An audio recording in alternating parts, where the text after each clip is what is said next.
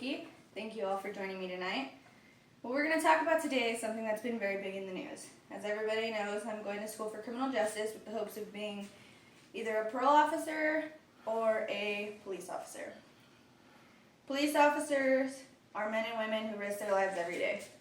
This is an example of an oath that the police officers take when they are sworn into office.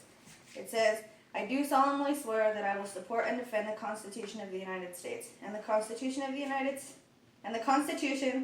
of the State of Colorado against all enemies, foreign and domestic, that I will bear true faith and allegiance to the Constitution of the State of Colorado, that I take this obligation freely without any mental reservations or purpose of evasion, and that I will well and faithfully discharge the duties of the police officers of the City of Pueblo, acting to the best of my ability."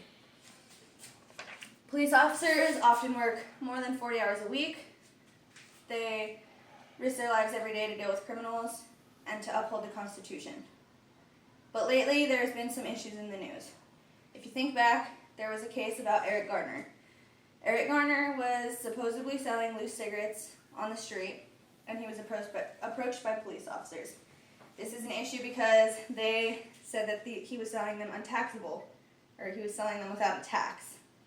So the officer approached him and he put his hands down and said that he didn't want to be harassed by the police officers. This isn't the first time that he had to deal with them. So the officer put him in a chokehold, which is actually not prohibited in any police department in the United States. He was on the ground and the officer had his head pinned against the concrete, and he repeatedly said that he couldn't breathe. 7 or 8 times, and this is all recorded.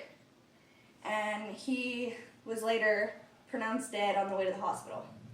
The police officer in this case received no charges. He still works for the police department, and all he got was administrative leave.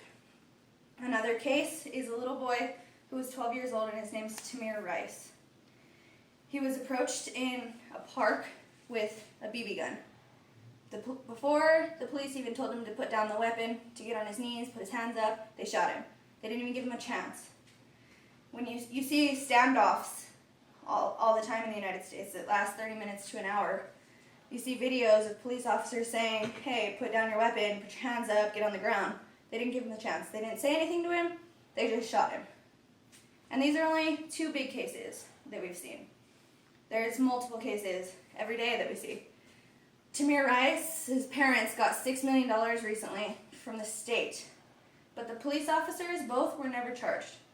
6 months into the investigation, when they said that it was almost over, they hadn't even interviewed the 2 officers that shot him. And they both still work for the police department. They got administrative leave pending investigation, and then were allowed to come back on the force. So now we've talked about the issue of police brutality and what they're doing and how they aren't being charged with the crimes that they're committing. Let's talk about what we can do to save this. Body cams is the biggest way that we can help with these investigations. If a police is wearing a body cam, there's no he said, she said, and the cops' word against the civilian's word. It's all on camera.